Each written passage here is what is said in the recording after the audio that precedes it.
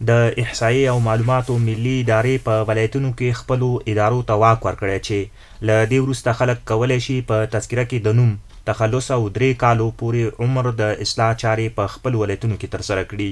د ننګرهار اوسیدونکي حیدر او محمد الله د احصایې او معلوماتو ملي ادارې دغه پریکړه ستایي چې له مخې تذکره کې د نوم، تخلص او عمر چې غلط لیکل شوی وي اصلاح ولایتونو کې ترسره کیږي. دغه پریکړه د دولت ډیره بجای پریکړه ده. یو خو ولس او عامه خلک یې ډېرو ستونزو خلاص کړي. یو څوک به دلته نوم کې مشکل یا سن کې مشکل یا به د پلار نوم په خان او جان کې مشکل و، همدا به دې نه ته مراحل کېدل، یو ورځ دوه به دلته مراحل کېدل، دې نه بعد بیا کابل ته تلل، بیا د ټولو ولایتو خلک راتلل هلته او بیروبار به ډېر زیات و.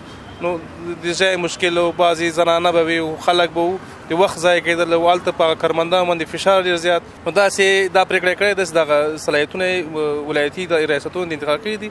دا پرېکړه یې موږ ستایو. د احصایي ملي ادارې چې کومه پرېکړه کړې واقعا چې ښه پرېکړه ده، الله تعالی دې وکړي چې عملي شي. مخکې به یعنې مثال خلکو به د نوم کې یا په تذکرې په داخل کې به نور څه مشکلات و، که نه عمر دی دا به خلکو کابل ته به منډې وي یا ولسوالۍ ته لاړ شه، دلته لاړ شه، که نه خلکو اقتصادي مشکلات هم.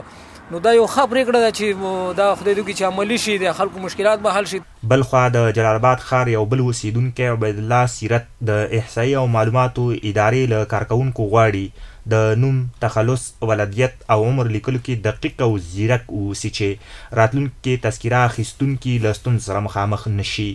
از کارمندای اداره احصایه و بالخصوص بخش تذکره الکترونیکی خواهش ممی است که افراد و اشخاصی که به خاطر اخذ تذکره الکترونیکی پیش اینا مراجعه میکنن، اینا باید کوشش کنن که دم خود داخل تذکره مواردی که ذکر میشه مثلا ولایت است، ولسوالی است یا تخلص است، دمیره تایپ که میکنن امور بسیار زیاد متوجه باشن، چون زیاتر مردم به خاطر اشتباهات زیرک است دوباره اذیت میشن. له دې وړاندې به تذکره کې د غلطۍ د اصلاح په پار ډیری خلک له ولایتونو څخه پلازمینې کابل ته د احصایې او معلوماتو ملي ادارې ته ورتلل چې له دې وروسته د هر ولایت خلک کولی شي تذکره کې راولاړې شوې ستونزې په خپل ولایت کې حل کړي.